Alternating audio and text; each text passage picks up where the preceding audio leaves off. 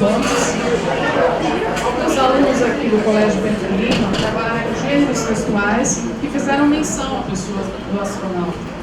Para compor, então, a nossa mesa diretiva, convidamos nesse momento o professor Érico Vascular.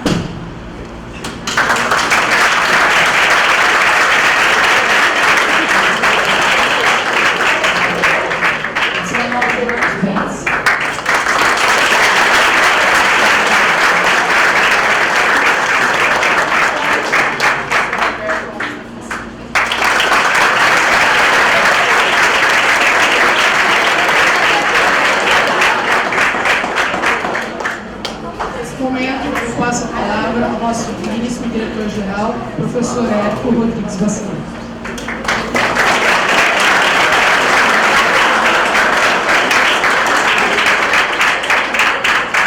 Bom dia a todos. Antes de passarmos a palavra ao nosso palestrante, eu queria fazer uma pequena e rápida contextualização daquilo que veio a se chamar de corrida espacial. Não podemos deixar de lembrar que toda essa briga de poder, briga de quem mandava no mundo, eram dois blocos. Rússia, China de um lado, Estados Unidos do outro. E nessa briga, nessa correria, serei bem breve, o tempo é escasso, os russos saem à frente. Em 1957, para espanto do mundo e o desespero americano, eles lançam seu primeiro satélite, o Sputnik. E ainda fizeram o serviço de espionagem russo, ainda lançou que existiam mais 200 prontos para serem lançados. Foi um desespero, uma correria. Os Estados Unidos saem correndo atrás desse prejuízo. E em 58 vem a fundar a NASA, a famosa agência americana. Não existia, mas os russos não ficaram atrás. E em 61 lançam o primeiro astronauta ao espaço, Yuri Gagarin. Pronto, os americanos entraram em colapso. Investiram milhões, bilhões de dólares para superar essa supremacia soviética. Finalmente conseguiram um feito. E em 69, Neil Armstrong, a bordo da Apollo 11, pousa na Lua. Pronto, os ânimos para acalmados. E nessa corrida, não podemos deixar de falar que em 2006, a bordo da nave espacial russa, o Brasil teve o privilégio de ter o seu primeiro astronauta no espaço. E esse astronauta, temos a honra e o prazer de receber, é o engenheiro Marcos Pontes.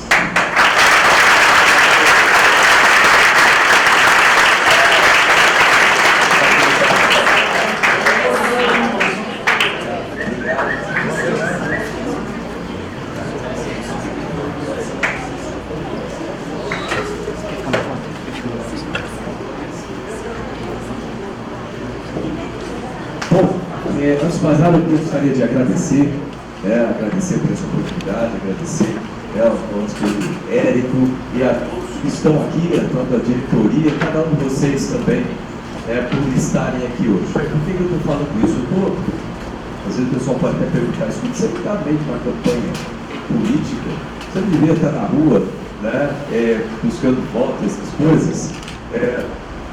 Sim, tecnicamente sim. Mas isso aqui, embora não faça parte de campanha, vim aqui para conversar com vocês sobre a carreira, sobre vida, para mim é mais importante.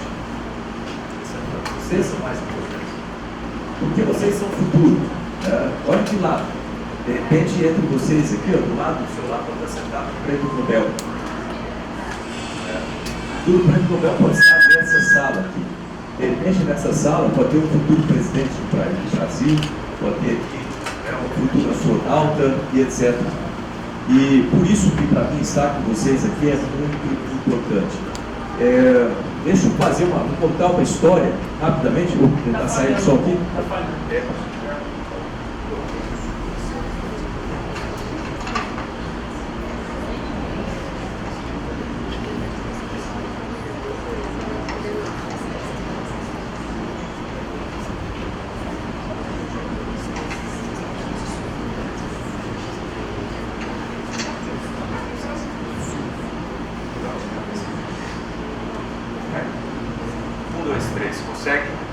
Consegue me ouvir aí agora? Melhor?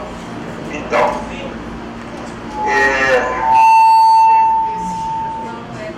tá no lugar aqui que acho que melhora a posição. Então, de repente no meio de vocês tem aí um prêmio Nobel, de repente junto com vocês tem aí a pessoa que vai descobrir a cura do câncer, por exemplo, por que não pode estar aqui? A escola é o lugar onde a gente aprende e onde nós revelamos talentos. Então, eu vou contar para vocês rapidamente uma história da onde eu vim, mas eu não quero ficar falando sozinho, depois eu vou abrir perguntas para vocês, né? Então eu vou fazer esse resumo e eu quero conversar aí com vocês depois. Eu sou de Bauru, aqui no interior de São Paulo.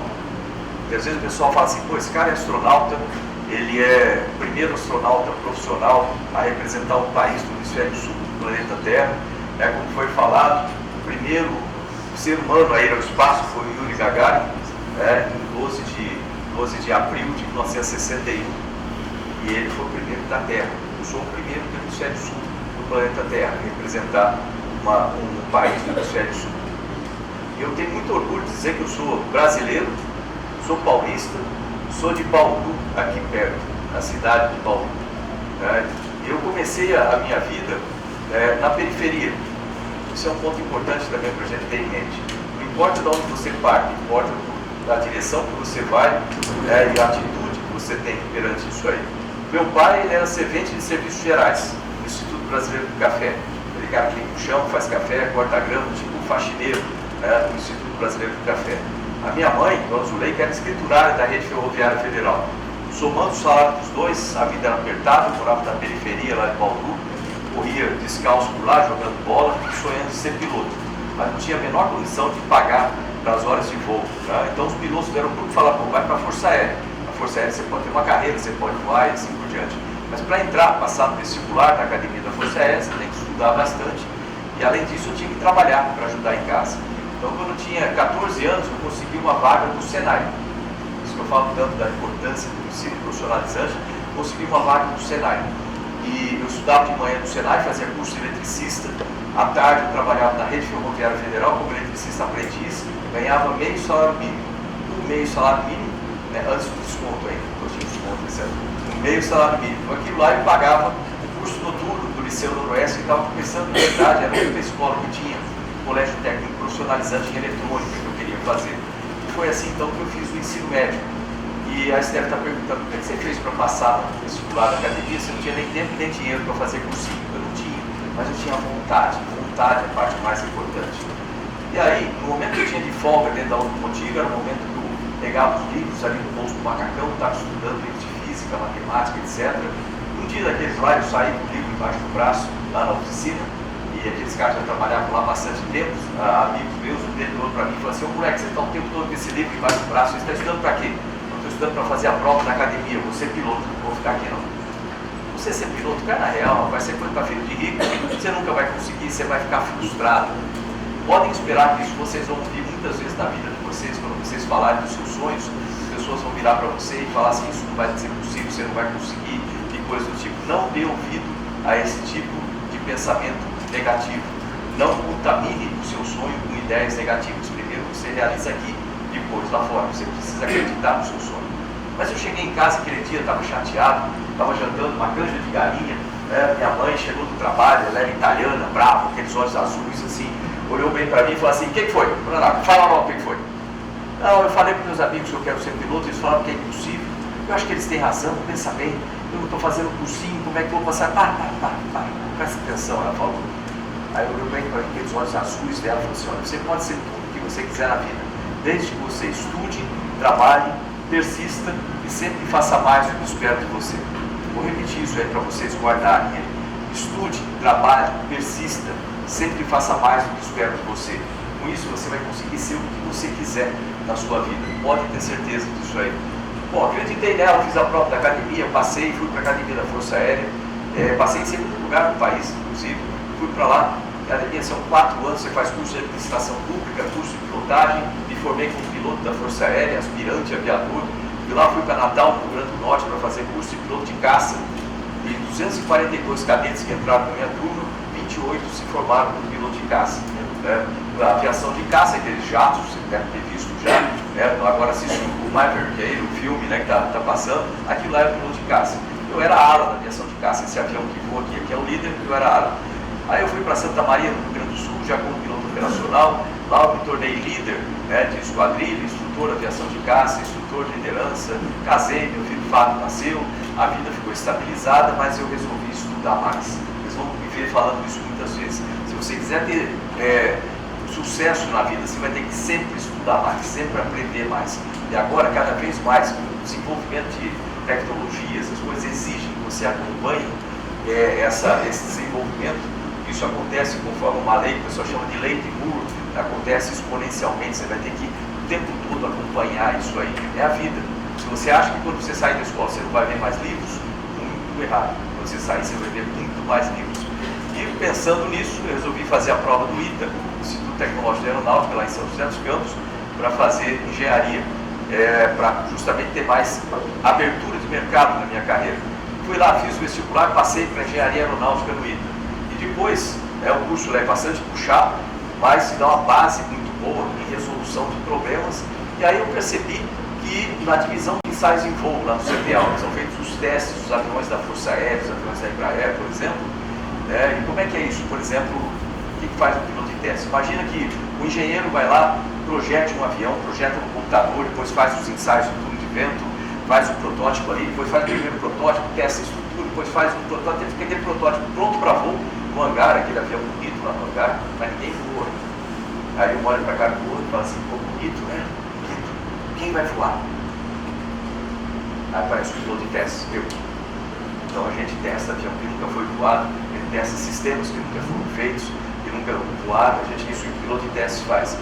E na época, eu peguei a minha parte de engenharia e a parte de pilotagem e me tornei um piloto de testes, eu era o único piloto de testes que era engenheiro e piloto ao mesmo tempo. Com isso eu voei basicamente todos os aviões que o Brasil tinha, na Força Aérea, exceto o Mirage 3. Depois eu fui para a Força Aérea Americana, na Força Aérea Americana com a F-15 e F-16. Fui para a Marinha Americana com a F-18, para quem assistiu o Maverick, aquele avião que eles voam, o F-18, é o Hornet, eu voei aquele avião lá também. Aí voltei ao Brasil, fui para a Rússia, para o MiG-29, Fulcrum, que também é um avião sensacional. Voltei ao Brasil e resolvi estudar mais. E resolvi fazer mestrado.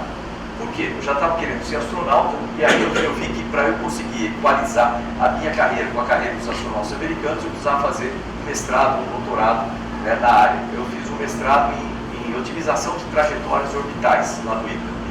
Aí logo depois fui para os Estados Unidos para fazer outro mestrado e doutorado em engenharia de sistemas. Eu estava lá no doutorado, quando o Brasil entrou no programa da Estação Espacial Internacional. Eu confesso que eu já tinha visto o site da NASA um monte de vezes. Eu tinha todos os critérios, todos os currículos adequados para ser astronauta, mas faltava um item, que era ser americano. Não tinha jeito, era americano, mas quando o Brasil entrou no programa da Estação Espacial Internacional, a NASA abriu uma vaga para um brasileiro. E a NASA abre concurso público a cada 2 anos. Em 1998 abriu um concurso público, tem mais ou menos 1000 candidatos por vaga. Eu me inscrevi lá na NASA e fui selecionado pela NASA para fazer parte da turma 17 de astronautas da NASA. A primeira turma, depois de dar uma pesquisadinha, que era dos eleitos, como foi falado, teve aquela competição no começo ali da década de 1960, e aí em 1961 voou o Yuri Gagarin, em 1961 também voou Alan Shepard, primeiro astronauta americano que fez um voo suborbital, sobe em orbita, a Terra só vai e retorna em poucos minutos. Depois, em 1962, voou John Glenn, o primeiro astronauta americano a fazer uma órbita na Terra. E nessa data de 1962, o presidente Kennedy dos Estados Unidos, ele esteve em Houston, mais especificamente na Universidade de Rice, lá em Houston, e ele fez um discurso que ficou famoso no mundo todo, em que ele compromete os Estados Unidos a ir para a Lua, porque a Rússia estava ganhando a competição naquela época, né? A União Soviética estava ganhando a competição naquela época, e aí ele falou assim, olha, nós escolhemos ir para a Lua, até o final dessa década, e fazer outras coisas, não porque é fácil, mas porque é difícil. Né? Em inglês, o que ele falou, que ficou famoso, ele falou assim, we choose to go to the moon. We choose to go to the moon by the end of this decade and do other things, not because they are easy, but because they are hard. Né? Nós escolhemos ir para a Lua, escolhemos ir para lá e fazer outras coisas até o final da década, não porque é fácil, mas porque é difícil. E essa decisão do presidente, por isso que a decisão política é muito importante para todos os setores, colocou então a NASA na busca frenética de chegar à Lua. Aí teve programas da Mercury, Gemini, Apollo, e entre 1969 e 1972 os americanos estiveram na Lua, pousaram lá 6 missões. Eu conheci alguns astronautas que estiveram lá dentro. Mas eu falei essa história toda aqui para vocês, para ver que é possível você fazer. Eu entrei nessa turma da NASA, turma 17 de astronautas da NASA, em 1998, 2 anos de curso para me formar como astronauta profissional. Eu sou especialista de missão, que é um tipo de um engenheiro de bordo, para quem já assistiu ou gosta de assistir aí, Jornada das Estrelas, o Star Trek, é o Scott, aquele cara que faz a manutenção de tudo lá a bordo.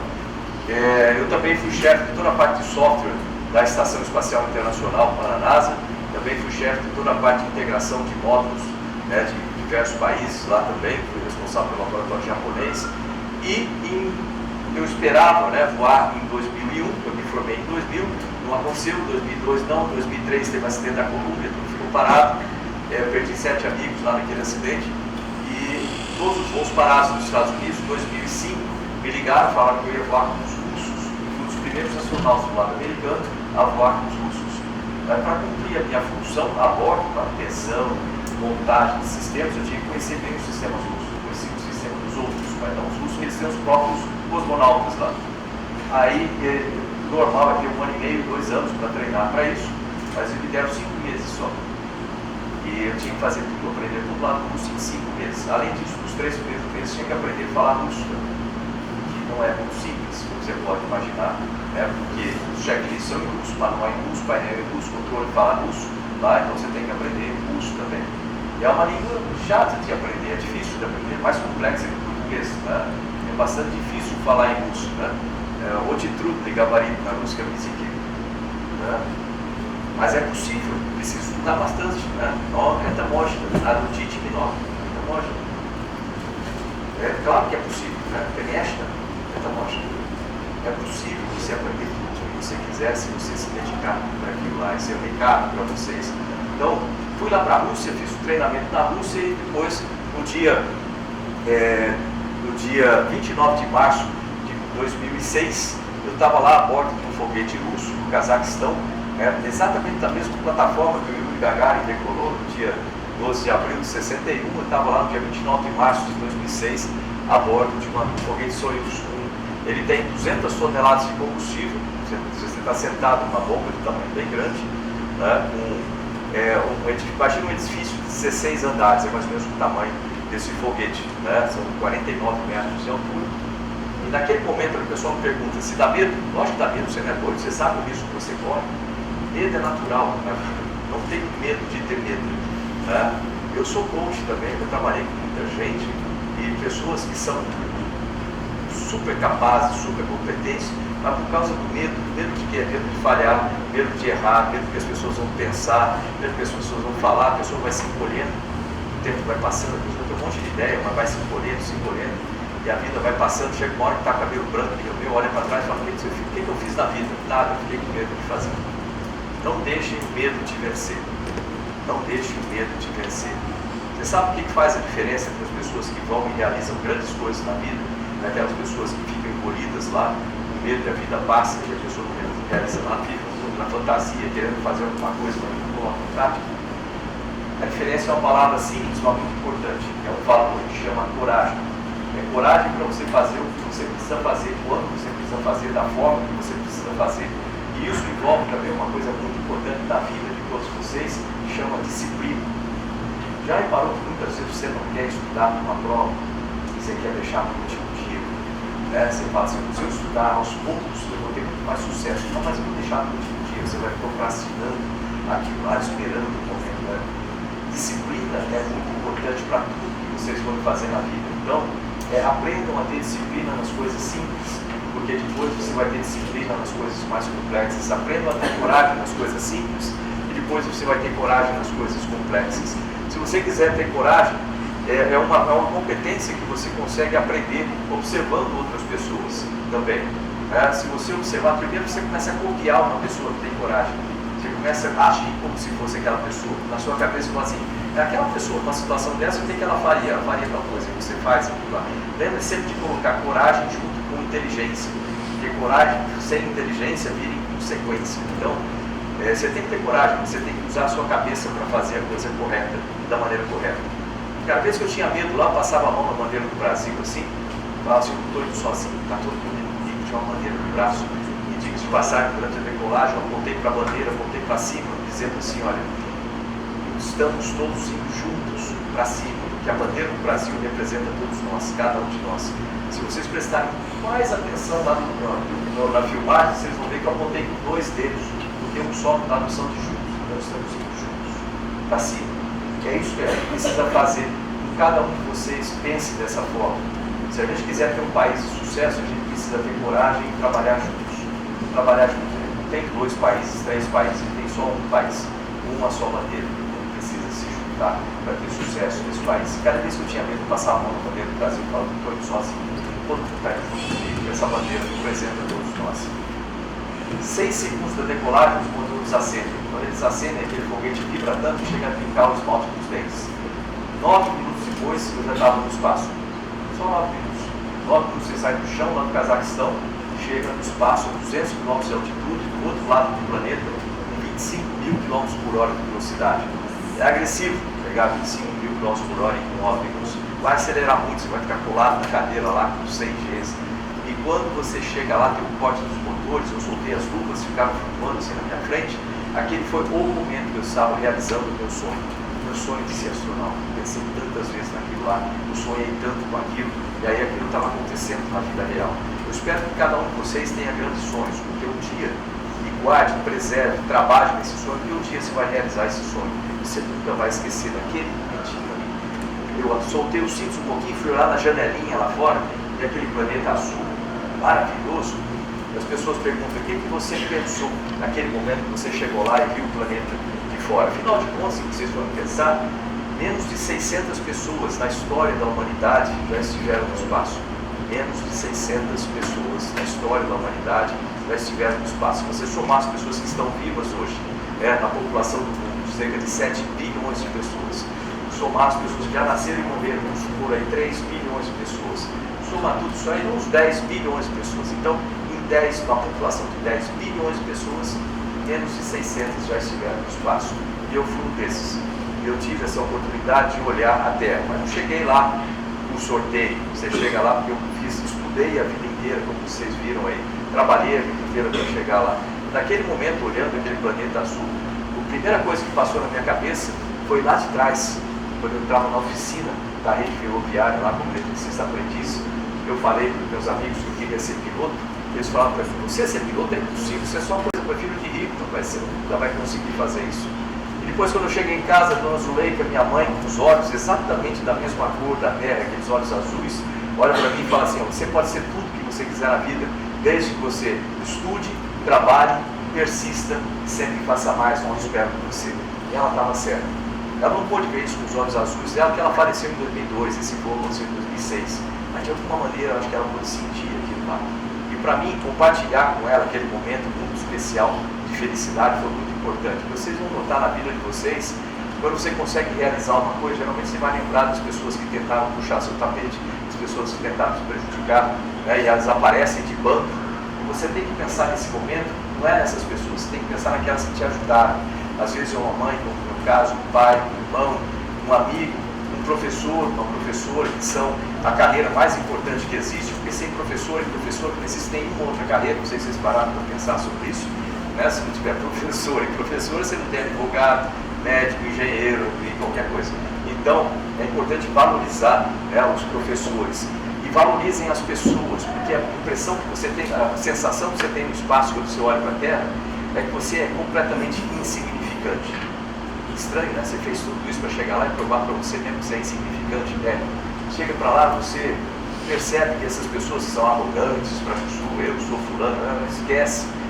Cai por terra esse negócio todo. Não existe ninguém melhor que o outro. Todo mundo é igual, todo mundo é insignificante na superfície da Terra. Se você olhar a Terra e ver uma pessoa na Terra, na superfície, ela é menor que uma bactéria em cima dessa mesa. Então nós somos todos insignificantes aqui, mas que coisa estranha. Mas então para que vale tudo isso? Vale da seguinte forma. Uma coisa que meu pai falava lá atrás para mim, que eu vou repetir para vocês aqui, né? Trate as outras pessoas da maneira como você quer ser tratado. Por quê? Eu vou te dizer o porquê aqui. Embora você é insignificante perante a Terra, se você olhar essa nossa Terra bonita, essa nossa espaçonave bonita, com 7 bilhões de tripulantes, certo? Viajando, isso é interessante. A estação espacial viaja ao redor da Terra, e em um segundo a gente anda 8 km, a 28 mil km por hora a gente está na estação. Em um segundo a gente anda 8 km. Bastante, né?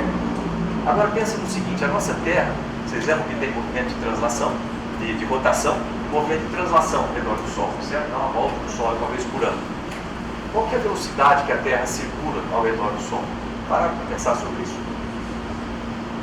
107 mil km por hora. Essa é a velocidade da Terra. A gente está agora nessa velocidade.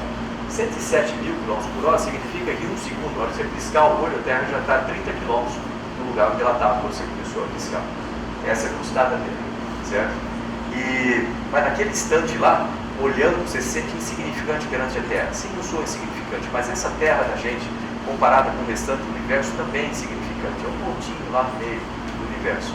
A quantidade de estrelas no universo, para você ter uma ideia, imagine você pegar toda a areia das praias, todas as praias do planeta Terra, pega todos os grãos de areia de todas essas praias, bota tudo no lugar. Tem menos grãos de areia do que a quantidade de estrelas que a gente tem no universo. Né? E a Terra é um planetinha girando ao redor de uma dessas estrelinhas, né, do universo. Então a Terra é insignificante perante o universo, sem dúvida. Mas você concorda comigo que se essa Terra, com 7 bilhões de pessoas, desaparecer de uma hora para outra, o universo com a Terra é diferente do universo sem a Terra? Matematicamente é. Se um de nós, embora insignificante, desaparecer de uma hora para outra, o universo com aquela pessoa é diferente do universo sem aquela pessoa. Tecnicamente é. Se você parar para pensar sobre isso, o que te traz na cabeça? Que todos nós fazemos parte da mesma coisa, que chama o universo. Se nós fazemos parte da mesma coisa, vamos progredir nesse pensamento, se nós fazemos parte da mesma coisa, significa o seguinte: nós somos parte da mesma coisa, eu e você. Se eu fizer mal para você, eu estou fazendo mal para uma parte de mim. Se eu fizer bem para você, eu estou fazendo bem para uma parte de mim. Acompanharam isso? Então, quando meu pai falava assim, ó, trate as outras pessoas da maneira como você quer ser tratado, era justamente por causa disso. Né? Quando você trata bem as outras pessoas, você está tratando bem, de certa forma, a você mesmo. Então, se você quer ter sucesso na vida, se você quer ter felicidade na vida, pense coisas boas, fale coisas boas, faça coisas boas para as outras pessoas, e você vai ver que magicamente o universo conspira a seu favor. As coisas vão aparecer, pessoas que vão te ajudar no momento correto, as pessoas vão falar coisas que você precisa ouvir no momento correto. A vida vai conspirar a seu favor, os seus problemas vão ser resolvidos de uma forma quase mágica. Isso aí, lembrem disso, isso aí vai ser o resto da vida de vocês. Eu fiquei 20 anos na NASA aqui, 1998 até 2018. Eu fui convidado pelo presidente Bolsonaro para ser ministro de Ciência, Tecnologia, Inovações e ministro de Comunicações. Fiquei lá por 3 anos e 3 meses, muitas coisas foram feitas nesses ministérios ao longo desse tempo, décadas foram avançadas durante esse período. Não tente achar na imprensa, vocês não vão achar essas coisas, mas se você digitar no Google NCTI, Ministério de Ciência, Tecnologia e Inovações, por exemplo, né, e botar lá em notícias e colocar tipo um ano em dados, vocês sabem fazer essa pesquisa, certo? Entra no Google, coloca NCTI lá, aí curte lá nas configurações, põe notícia, põe lá orientado por data e no tempo recente põe um ano, por exemplo. Vocês vão ver a quantidade de notícias do próprio Ministério ou da SECOM mostrando as coisas que foram feitas. Vocês vão ficar impressionados, eu garanto para vocês. E é bom, porque isso aí, esses desenvolvimentos todos, é para o futuro de vocês. Vocês querem ter um futuro brilhante? Trabalhem com ciência, tecnologia, inovações. Pensem em construir a sua empresa, a sua startup. Nós temos subvenção para startups, por exemplo. Pensem em inteligência artificial, em transformação digital, internet das coisas. Essas áreas são as áreas mais promissoras para o futuro. Se você não gosta dessa área, você gosta de biologia, pense em biotecnologia, que também é uma coisa muito interessante, que vai desde fertilizante, biofertilizante, biodefensivos da agricultura, até vacinas. Então, tudo isso aí tem sido desenvolvido. O futuro de vocês vai ser dentro da tecnologia. A tecnologia está junto com vocês o tempo todo. Eu vejo os celulares em cima da mesa, você deve olhar ali, né, e trabalhar com algumas coisas dentro do seu celular. Ou você gosta de games, por exemplo, daqui a pouco os games vão estar na educação como um todo, usando inteligência artificial para desenvolver os talentos individuais. Tem muita coisa na área de tecnologia. Se gosta de voar, por exemplo, vocês vão voar, que é um supersônico, hipersônico, muito mais avançado do que eu. Nós estamos no programa Artemis agora, que vai ter retorno para a Lua a partir de 2025. É a primeira pessoa a pisar na Lua. A gente não sabe o nome ainda dessa pessoa, mas uma coisa a gente já sabe, vai ser uma mulher, né, que vai chegar no voo a partir de 2025. Nós vamos ter, a partir de 2035, a ida a Marte. Então, de repente, algum de vocês vão estar em Marte. Eu tenho intenção de ir a Marte ainda, eu vou estar velho lá naquela época lá, mas ainda é possível para começar a montar as estruturas para vocês lá. Nós temos possibilidades de voos para asteroides, estação espacial orbitando a Lua, estação Gateway. O ITER, Instituto Tecnológico Aeronáutico, já está construindo o primeiro satélite brasileiro que vai ficar orbitando a Lua. Nós já temos o Brasil participando do Artemis, e a gente vai poder levar pessoas, por exemplo, a partir da Lua para outros lugares no espaço profundo. Tudo isso está sendo feito, o Brasil vai fazer parte, e vocês vão fazer parte. Então vou parar por aqui. Depois, hoje em dia, o que eu faço, só para terminar a história, eu saio do Ministério, eu sou candidato aqui a senador aqui em São Paulo, mas eu não vim aqui para falar sobre política, eu vim aqui para falar sobre vida com vocês, e é isso que interessa para mim. Então, eu agradeço a atenção de cada um de vocês. Eu gostaria agora de ter algumas perguntas para fazer. Então, quem tiver uma pergunta aí, levanta a mão. Aí, então, escolhe.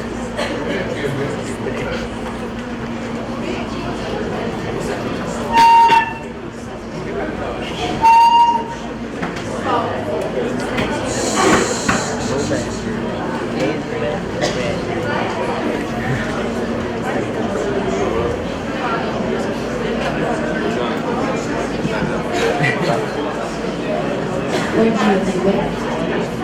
Você viu lá?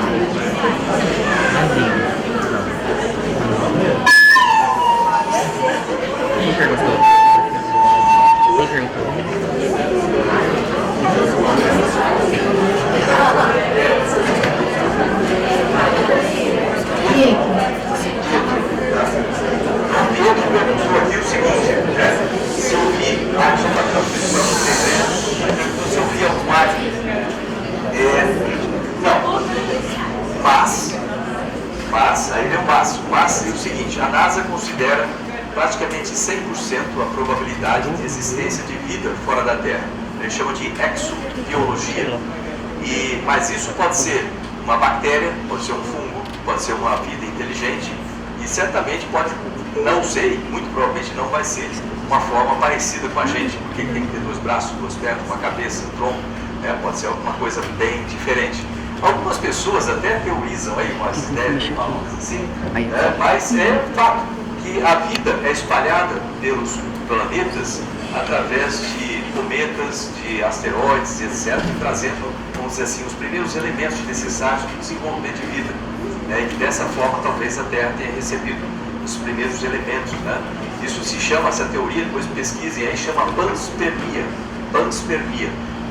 Inclusive já foi achado na parede, na parte de fora do vidro da Estação Espacial Internacional, alguns fungos, o que gerou muita discussão naquela época. O cosmonauta russo estava fazendo um EVA, uma atividade extraveicular, e achou isso, coletou os samples ali, e podia ser uma vida vinda de algum outro planeta, de algum outro local do universo, e no final acharam que aquilo lá era coisa semelhante ao que já havia em alguns dos nossos oceanos, ou seja, bem possivelmente aquilo tenha sido de alguma forma carregado até atingir a estação espacial.